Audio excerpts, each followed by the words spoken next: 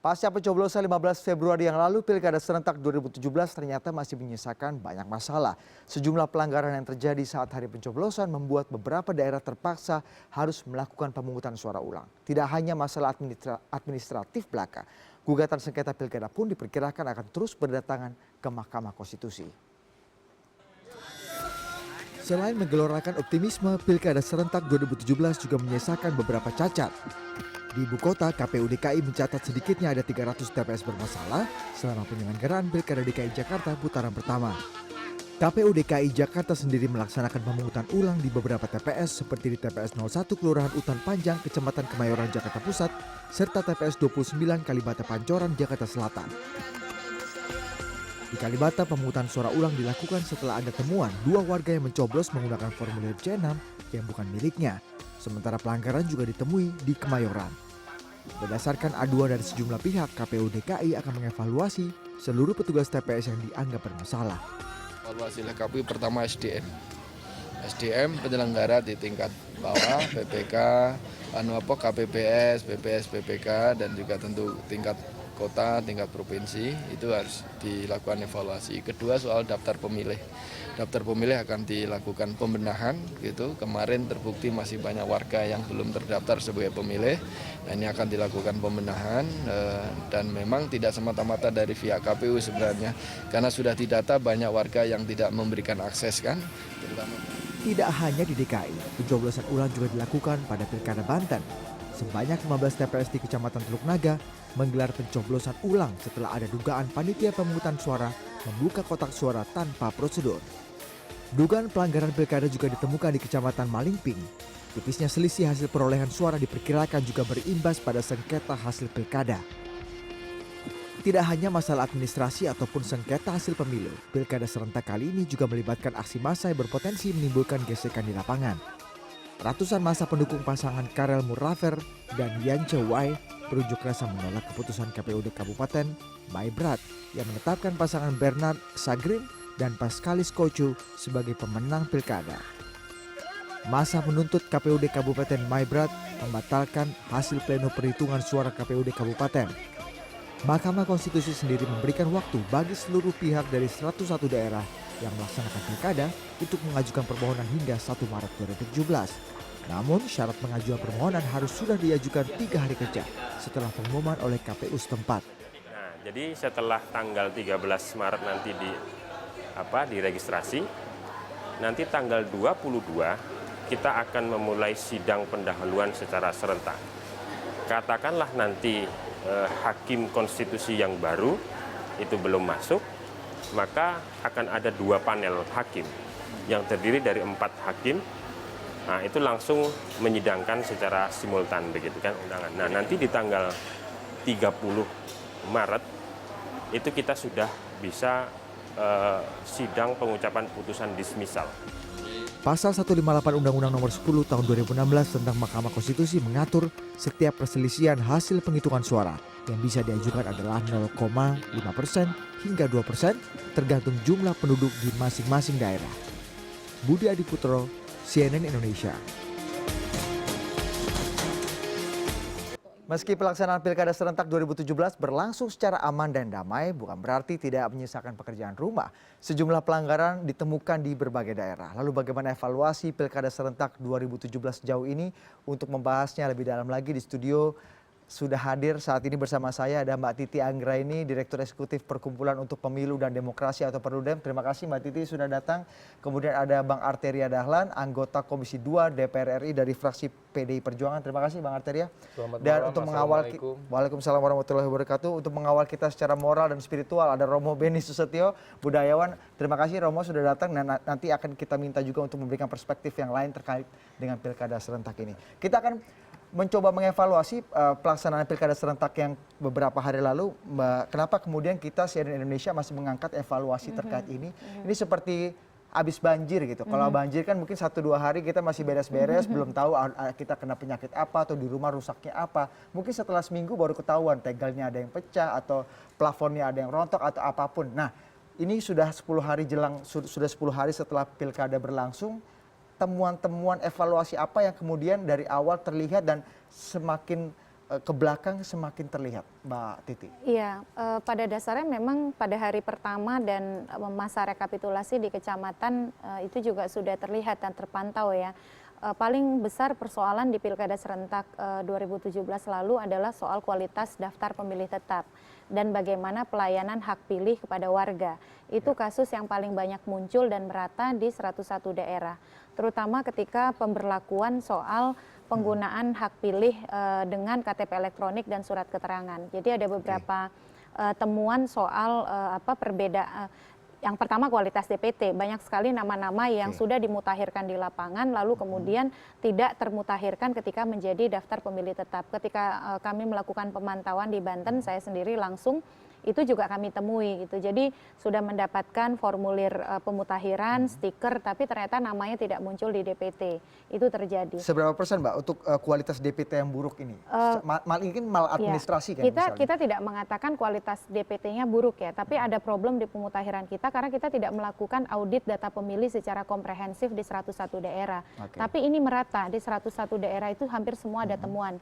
Kami sendiri terakreditasi di 3 provinsi, Aceh, DKI Jakarta, dan Banten.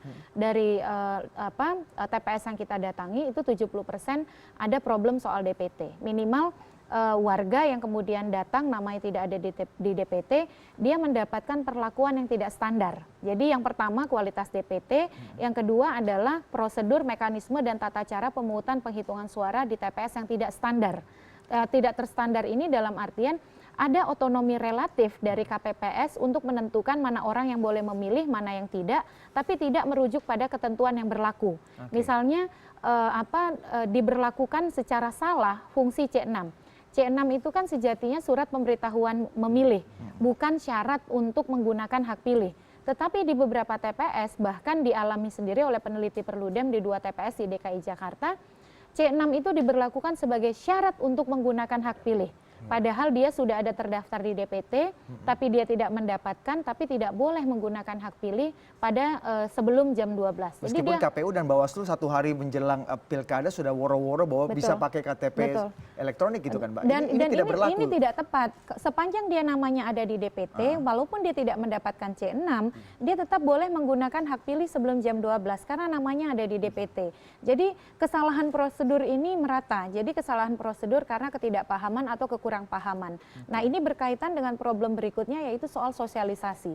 Jadi memang ada beberapa aturan yang diberlakukan itu injury time. Jadi belakangan sehingga tidak disosialisasikan, didiseminasikan secara masif. Misalnya apa, Mbak? Contoh soal ketentuan kewajiban membawa KK bagi yang menggunakan hak pilih dengan menggunakan KTP elektronik atau suket. Undang-undang hanya menyebutkan bagi warga negara yang tidak terdaftar di DPT bisa menggunakan hak pilih dengan membawa KTP elektronik atau surat keterangan di Sdukcapil. Tidak ada keterangan kewajiban membawa KK. Nah, contoh di DKI Jakarta kewajiban membawa KK itu surat edarannya baru keluar 13 Februari. Jadi hanya beberapa hari sebelum hari pemungutan suara, ini yang tidak diterapkan secara konsisten oleh KPPS. Jadi ada KPPS yang tidak menyaratkan KK, ada yang cukup fotokopi, ada yang tidak perlu sama sekali. Nah, ini yang standar ini kemudian mengalami permasalahan ketika diterapkan secara berbeda dan memicu kemarahan-kemarahan gitu. Efek-efek administrasi ini dampak yang paling jelas terlihat ini apa, Mbak? Iya, pertama pelayanan pada publik ya. Akibatnya karena pemilih menumpuk di satu titik, termasuk tadi karena kesalahan pemberlakuan C6, akhirnya pemilih diminta untuk memilih setelah jam 12. Jadi setelah jam 12 itu bertumpuklah pemilih yang sesungguhnya ada di DPT tapi dia tidak dapat C6, pemilih yang menggunakan KTP elektronik, dan pemilih yang menggunakan surat keterangan. Nah, di beberapa tempat karena mereka memilih hanya dari jam 12 sampai jam 1 kekurangan surat suara. Mereka pergi ke titik lain, habis juga surat suaranya. Jadi ini yang membuat kemudian ketika mereka kembali lagi untuk mencari TPS yang masih tersedia surat suara, jam sudah melampaui jam 1 siang. Nah, ini yang kemudian membuat mereka tidak bisa menggunakan hak pilihnya begitu. Dan termasuk ada pemahaman yang salah nih dari KPPS, seolah-olah kan KPU DKI itu menyediakan form identitas pemilih yang menggunakan KTP elektronik supaya tidak dicurangi. Kalau datang pakai KTP elektronik harus ditulis di dalam form. Form itu hanya 20 lembar. Jadi ada KPPS yang menganggap pemilih yang pakai KTP elektronik itu hanya boleh sampai 20 orang karena lembarannya itu cuma 20. Jadi di Padahal sana tidak seperti itu. Tidak seperti itu. Itu Oke. hanya untuk jaga-jaga kalau kurang mesti bisa fotokopi atau tulis saja di kertas kosong. Itu tidak masalah sebenarnya itu Mbak ya? Tidak ada masalah. Nah, problemnya ini sosialisasinya terlambat. Oke. Dari begitu. penelitian Perludem di lapangan dengan data-data yang dikumpulkan, kalau kita bicara masalah-masalah administrasi yang sebenarnya tidak perlu terjadi tapi Iya. banyak terjadi di lapangan Iya. karena masalah-masalah tadi sudah Mbak Titi ungkapkan ini, potential loss, kehilangan suara masyarakat yang ini golput yang terjadi karena masalah administrasi bukan karena keinginan sendiri. Berapa persen atau berapa banyak? Kami seberapa tidak besar? punya data terus Oke. terang karena kalau kita bicara persentase kami tidak punya data karena kami tidak bisa menghitung 13.000 TPS. Tapi bagi kami ini bukan berapa persennya. Satu suara warga negara itu tidak boleh dihilangkan karena faktor-faktor seperti ini. Jadi satu pun tidak boleh sebenarnya dicederai. Oke, Bang Arteria, Anda melihat parlemen melihat hal yang sama, banyak masalah sebenarnya di tengah pilkada yang kita lihat secara kondusif, damai ini berlangsung secara lancar sebenarnya. Ya, dari awal kami sudah prediksikan akan banyak masalah. Makanya kita manggil KPU, ngambil Bawaslu itu agak rutin dan agak sering terakhir-terakhir ini. Kenapa begitu? Pertama, ini adalah pilkada pertama yang semua pihak nggak punya pengalaman karena pakai undang-undang baru. KPU, Bawaslu, pemerintah, ya, TNI, Polri, partai politik, pasangan calon, tim campaign nggak punya pengalaman. Sama-sama menerapkan undang-undang yang baru. Yang kedua, banyak juga yang mengatakan dari sisi jumlah ini kan cuma 101. Kita sudah proven bagus di 269 di tahun 2015. Ini pun kami katakan kepada KPU ini hal yang sangat berbeda. Memang jumlahnya kecil, tapi ini pilkada rasa pilpres, bukan karena Pak Ahok, bukan karena DKI. Karena yang main ini adalah Aceh main 21 kabupaten kota plus 1 gubernur, ya pilkada gubernur. Kemudian di DKI main dia sebagai barometer politik Indonesia, ibu kota negara. Di ujung timur di Papua Barat sedang main, ya. Cilakanya lagi, ketiga-tiganya ini tidak hanya menganut satu undang-undang yang namanya undang-undang pilkada. Mereka punya undang-undang khusus. Aceh punya kanun, DKI harus 50% plus 1, Papua juga dengan segala kekhususannya. Ketiga, di depan mata, ini yang mohon ya, ada kebetulan ada Mbak Titi, kami mengatakan KPU kalian nggak pernah kerja benar kok. Ya, makanya kami katakan undang-undang ini kami minta kalian ini harus konsultasi ke kami. Yang katanya pansel, yang nggak ngerti demokrasi jadi pansel isinya begini, ya katanya pansel akhirnya kok DPR intervensi? Enggak sama sekali. Kenapa begitu? Saya ingatkan. Ya di pemilu ini kembali terulang, anak di bawah umur bisa memilih. Orang mati hadir namanya, TNI Polri masih bisa milih. Padahal di undang-undang yang baru yang kami buat ini sudah nggak mungkin lagi. Temuan-temuan itu ada laporan itu, Sudah Bang, kami seperti infokan, kalian salah ini KPU. Kenapa kamu ulang lagi kesalahan serupa? Undang-undang mengatakan ini ya coba mutakhirkan yang pasca DPT Pilpres. Setelah itu DP 4-nya adalah pemilih potensial dan mutasi penduduk. Langkah-langkah Jadi lebih preventif sedikit. seperti ini yang Sudah kita ingatkan, kita mengecek ya, itu berapa lama sebelum pemilu, Abang? setiap parlemen bulan lakukan? kita panggil mereka untuk memastikan ini jangan sampai terjadi. Keempat, ini masalah IKTP. Oke. Undang-undang baru mengatakan IKTP menjadi syarat bagi seseorang masuk namanya di DPT. Kalau nggak ada pakai suket. Kami bilang, ini bisa nggak? Kemarin yakin Pak, 2016 pertengahan masalahnya sudah selesai. Tapi sekarang apa? Sampai sekarang masalah IKTP ini nggak selesai-selesai. Ini yang kita katakan tadi. Apa kalau nggak selesai? Harus ada mitigasi resiko, upaya penanganannya bagaimana? Oh pakai suket. Kalau pakai suket bagaimana membedakan? Ya, suket itu asli atau tidak? Kita nggak bisa loh. Ya, bagaimana di teknis di lapangan seperti yang dikatakan sama Mbak Titi, apakah nanti penyelenggara pemilu tingkat bawah ini paham bagaimana menerapkan itu? Bagaimana menentukan pemilih yang tidak berhak dan pemilih yang berhak? Ternyata kan dianggap mudah, ternyata kacau semua. Sekarang ini bayangkan orang yang namanya ada di DPT, ya yang ikut kemarin Pilpres, Pileg dan lama-lama itu beranak bercucu di sana nggak bisa memilih, karena nggak ada namanya.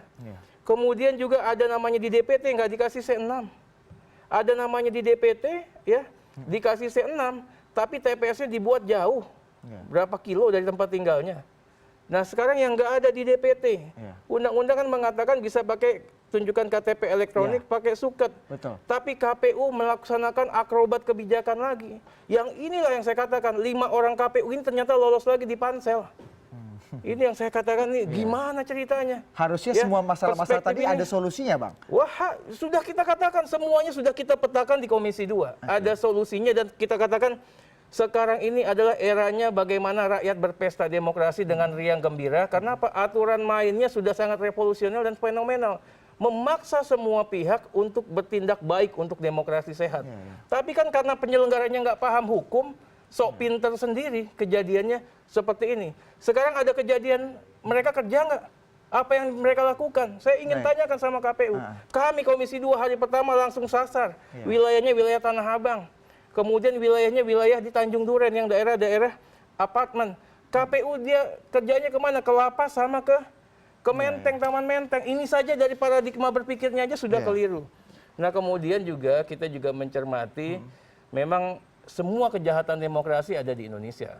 Nah kita juga ingin hindarkan jangan sampai kejahatan ini terulang. Oke. Tapi apa yang terjadi? Ternyata seluruh kejahatan demokrasi yang sudah kita identifikasi terulang dengan undang-undang yang Nah, baru ini. seperti apa kejahatan-kejahatan demokrasi ini kita akan ulasnya lebih dalam lagi di segmen berikutnya, Bang. Kita akan segera kembali usai jeda berikut ini. Tetap bersama kami.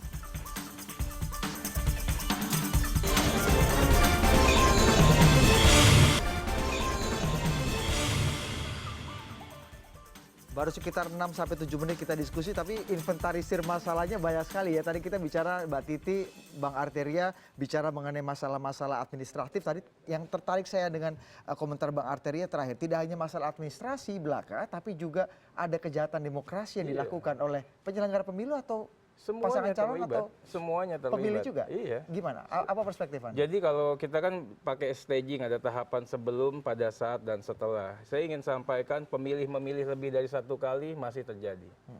Pemilih mewakili terjadi. Pemilih menggunakan C6 orang lain masih terjadi.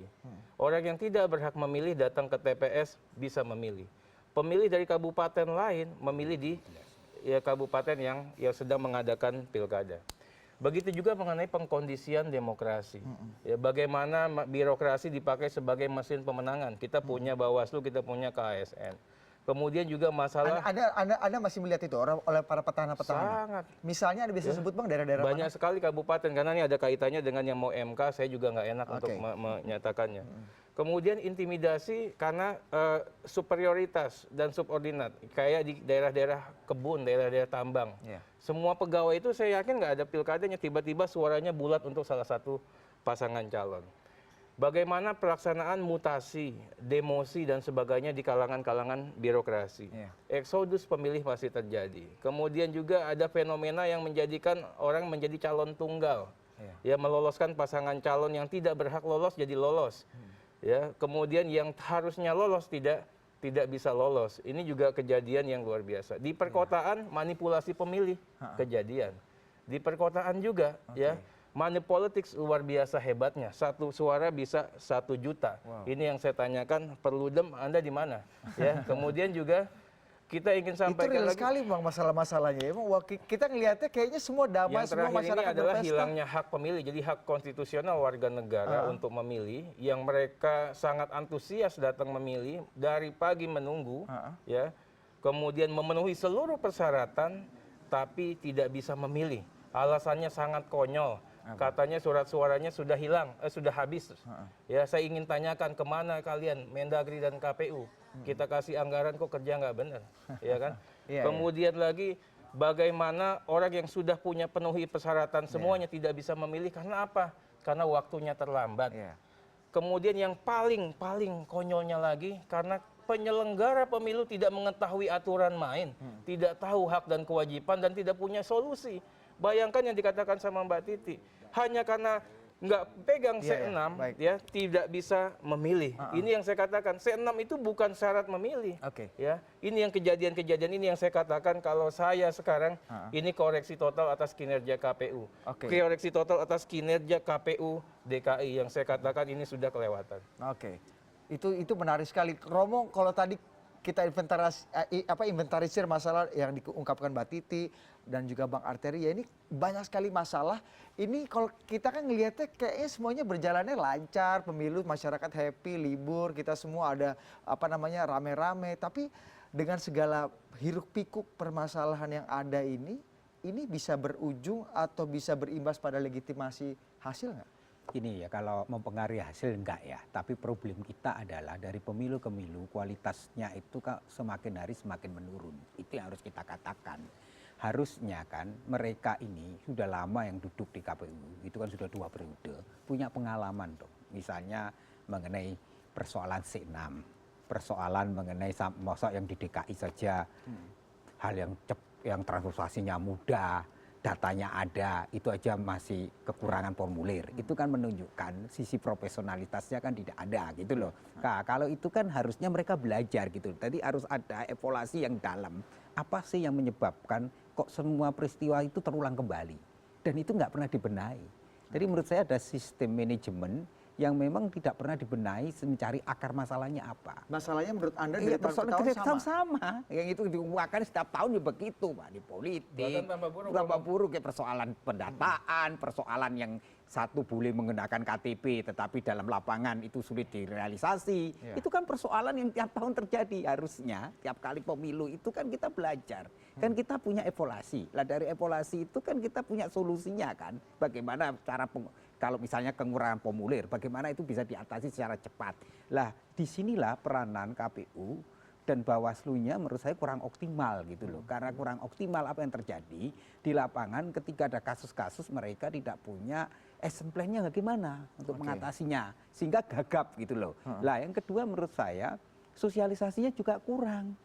Harus kita akui kalau dulu, ingat nggak awal-awal pemilu, ingat kan inga-inga itu kan publik diajak gitu loh, sampai ke itu kan, sampai ke ini kan nggak ada sehingga padahal ada dananya sosialisasi, banyak lah persoalan itu kan harus diaudit dananya untuk apa saja gitu loh. Kita pikir Bang Arteria pelit kasih dana. Lah, itu kan ini kan menunjukkan hal misalnya sosialisasi, sehingga orang menjadi paham misalnya itu ditutup jam 12, yang satu jam 1, yang satu boleh, yang satu tidak. Ini menunjukkan ketidakkonsistenan gitu loh. Jadi menunjukkan bahwa profesionalitas dalam penyelenggara pemilu memang perlu dipertanyakan. Kalau seperti ini harusnya mereka belajar dari pengalaman masa lalu, mereka harusnya belajar dari kekurangan itu. Tapi kok dari kekurangan demi kekurangan itu kok tidak bisa diatasi? Ada apa di balik itu? Itu loh. Lah itu yang menjadi persoalan. Jadi yang pertama, yang kedua menurut saya kita harus berani memperbaiki kinerja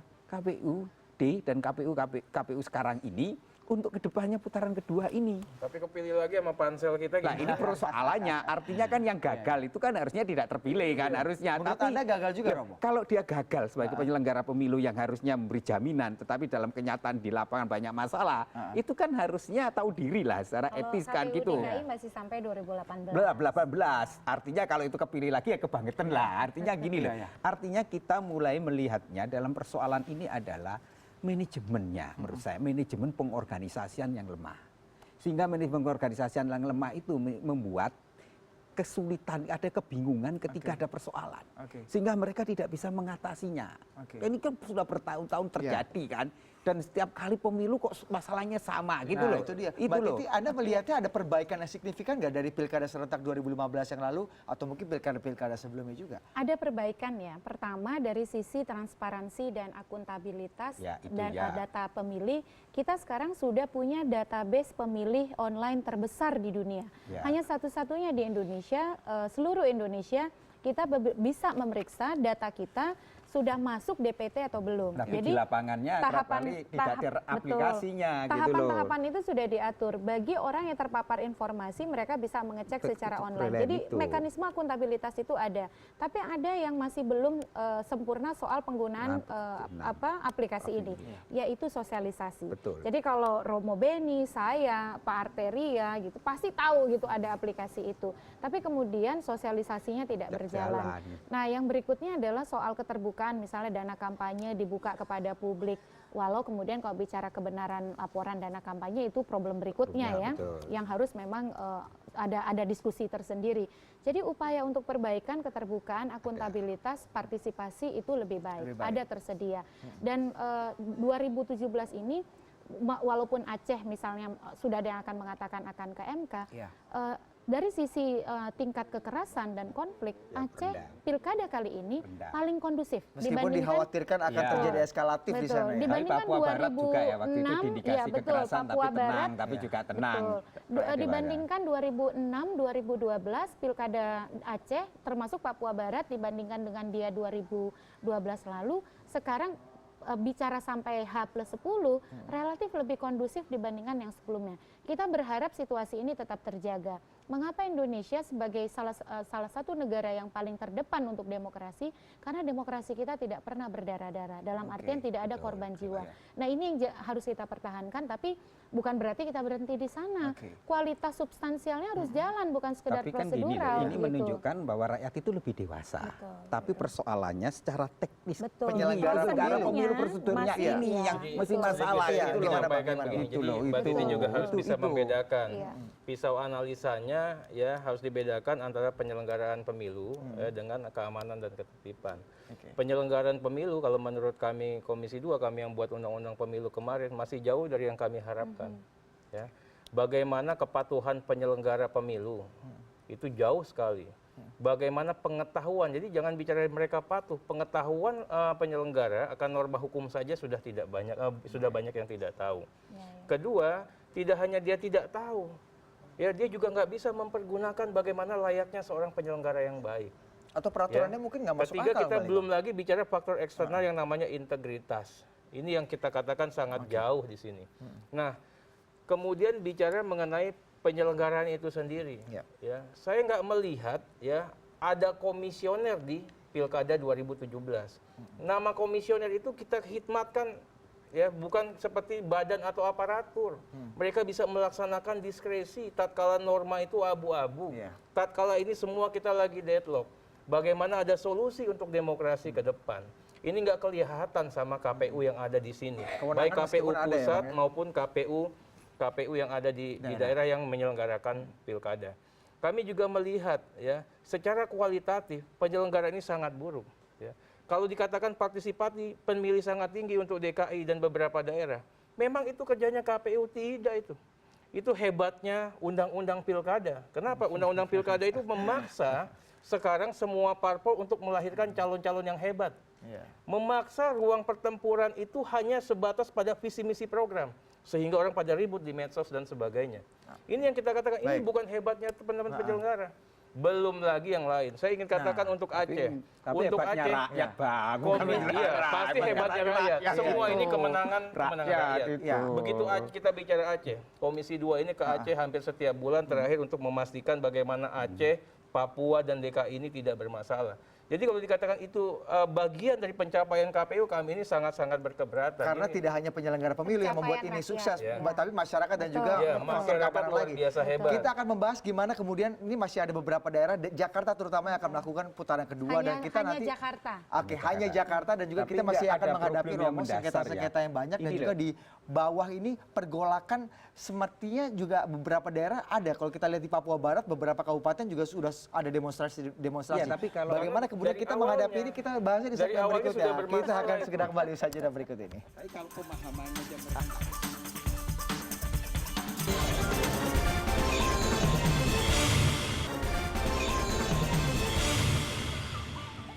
Benar kan, 10 hari setelah pilkada serentak kita sudah menemukan banyak sekali masalah-masalah administratif yang kemudian dilakukan oleh penyelenggara pemilu. Tapi kalau kita bicara mengenai elit, para peserta calon, atau mungkin partai-partai politik dan kedewasaan masyarakat dalam berdemokrasi ini, Romo, Anda melihatnya ada perkembangan yang signifikan atau ternyata di bawah juga masih banyak masalah, demonstrasi, tidak bisa menerima kekalahan seperti itu? Enggak, saya rasa rakyat itu punya kematangan ya dalam demokrasi. Artinya angka kekerasan semakin menurun, harus diakui.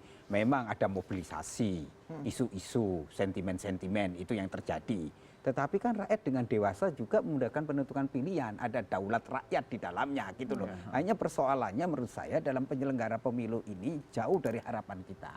Kita berharap misalnya di DKI ini ya, berharap lebih profesional, terus mampu memberikan suatu contoh untuk daerah yang lain, di pelanggarannya kecil, tapi dalam kenyataan malah di DKI lebih besar. Ini menunjukkan kan tidak bisa menjadi model gitu loh. Nah kita harapkan ini di pusat pemerintahan, dekat, logistiknya dekat, kemudian transportasi tidak masalah, banyak orang ahli di sini, itu masalahnya kecil gitu loh. Tapi dia tidak bisa menjadi model. Akibatnya apa? Tidak ada role model yang dipakai untuk daerah-daerah yang lain sebagai suatu contoh sukses story. Ini pertama.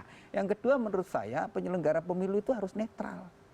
Jangan misalnya secara etis ya, penyelenggara pemilu tidak boleh dengan siapapun dia bertemu gitu loh. Anda melihat masih ada kesan-kesan etis itu, itu, menurut saya itu penting, sehingga apa yang dikatakan oleh salah satu Pak Jimmy Asidisi betul, sebagai penyelenggara pemilu itu harus menjaga jarak, betul, ketemu jangan sampai menghindar, karena apa? Penting dalam persepsi publik adalah penyelenggara yang netral, yang independen, penyelenggara yang tidak berpihak, itu penting, sehingga kita berharap jagalah etika itu.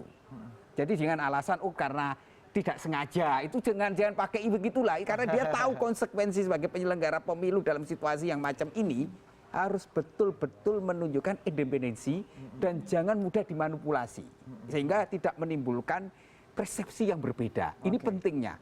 Yang ketiga menurut saya proses sosialisasi harus jelas aturan main gitu loh. Misalnya kalau ditutup jam 1 jam 1. Jangan yang 1 jam 1, jamnya jam 12. Ini kan sebenarnya mudah kan kontrolnya. Lah menurut saya ke depan, menurut saya KPUD karena ini putaran kedua, menurut saya harus betul-betul mengevaluasi. Semua yang tadi dievaluasi, mana-mana titik-titik lemah. Misalnya kalau kekurangan formulir formnya, bagaimana diatasi? Sehingga ada punya planning gitu loh, jangan sampai planningnya nggak ada gitu loh. Yang kedua harus ada kontrol dari publik dan masyarakat tentang bagaimana memperbaiki penyelenggaraan pemilu ini secara keseluruhan. Maka lebih baik Komisi 2 dalam pengertian ini harusnya lebih sekarang membuat database dari segala persoalannya, kemudian memberi semacam warning gitu loh. Bagaimana misalnya ini bisa nggak diselesaikan? Kalau tidak diselesaikan apa sanksinya? Artinya harus ada itu gitu loh, supaya ada perbaikan dalam kualitas pemilu gitu loh. Jadi tidak hanya saling mengeluh, tidak saling menyalahkan, tapi itu dipublikasi sekarang. Bagaimana misalnya mereka diberi, ini kan waktunya dekat.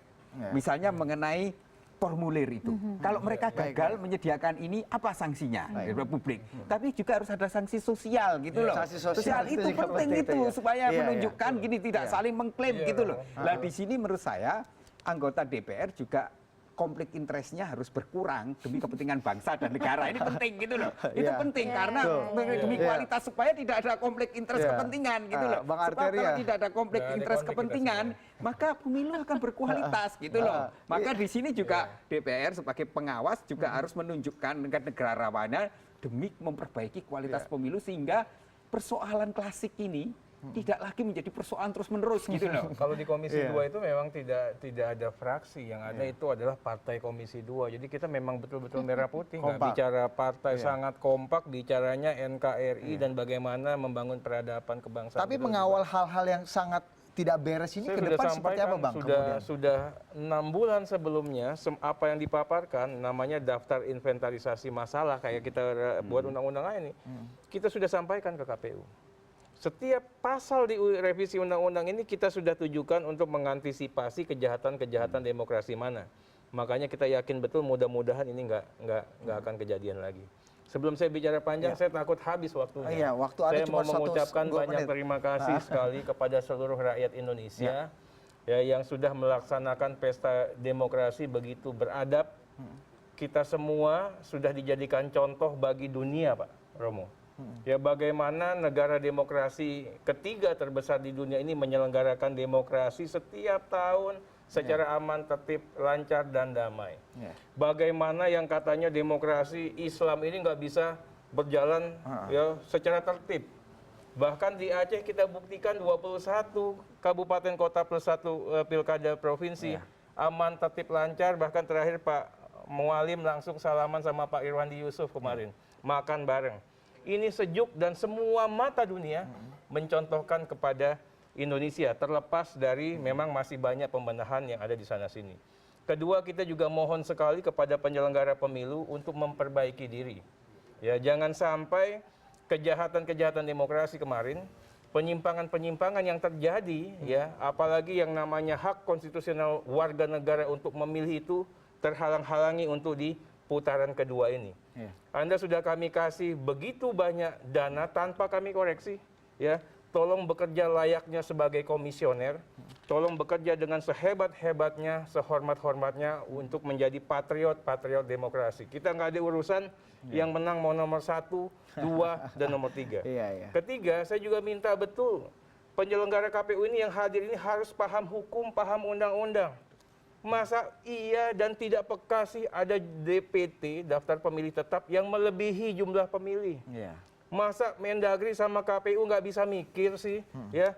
Kok diterbitkan suket nggak ada koordinasi dengan teman-teman KPU dan TPS setempat sehingga apa surat suaranya kurang?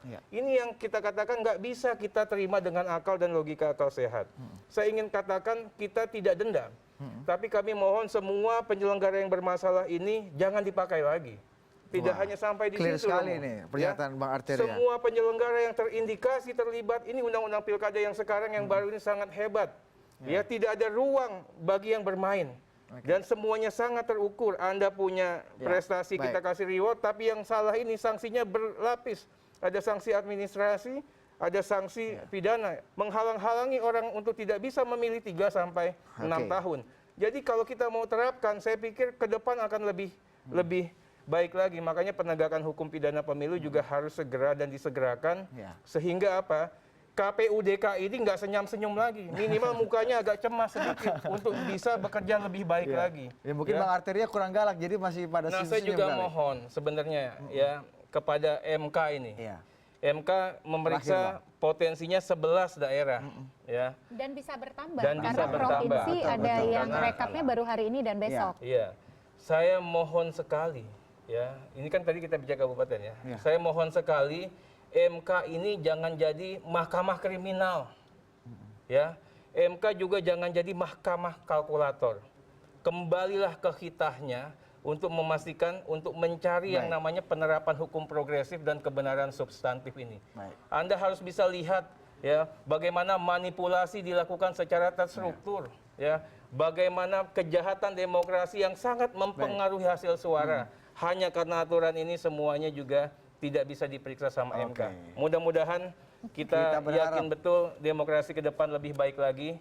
Mudah-mudahan rakyat menikmati pesta demokrasi sebagaimana kita buat secara di undang-undang substansi yang baru kita ini. bisa mendapatkan manfaat dari pemilu kada. Mbak Titi terakhir Saya kira evaluasi harus dilakukan oleh semua aktor pilkada. Aktor pilkada itu mulai dari penyelenggara, pengawas, pasangan calon, dan juga pemilih.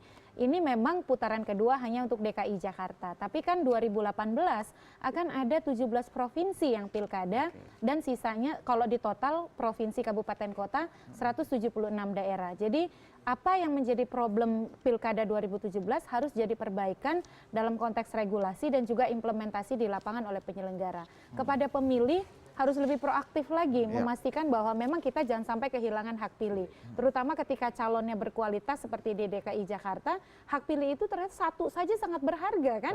Ya sangat menentukan. Jadi satu sisi juga luar biasa DKI ini pembelajaran demokrasinya bagaimana publik sadar bahwa mereka bisa membuat perubahan dengan memilih pemimpin yang paling baik. Termasuk juga saksi pasangan calon. Pasangan calon harus memastikan orang-orang yang hadir di TPS itu orang yang paham prosedur. Masa kemarin jangan cuma hadir pakai seragam aja gitu, dibiarkan pakai video call, semua sepakat, pemilihnya sepakat, pengawasnya sepakat, saksi pasangan calon membolehkan, diwakili nyoblos. Nah ini kan berarti problemnya bukan cuma di penyelenggara. Bagaimana pasangan calon memastikan jajarannya juga solid juga itu jadi penting. Termasuk pengawas nih Bang Arteria.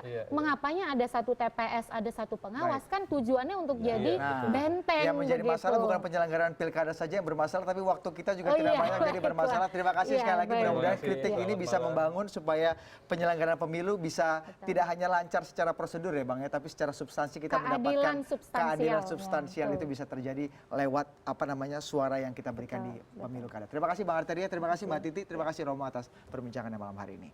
Bupati Bengkulu Selatan Dirwan Mahmud yang sempat bermasalah dengan Badan Narkotika Nasional karena ditemukan narkotika di kantornya ternyata dijebak oleh lawan politiknya. Kami akan hadirkan perbincangannya usai jeda berikut ini.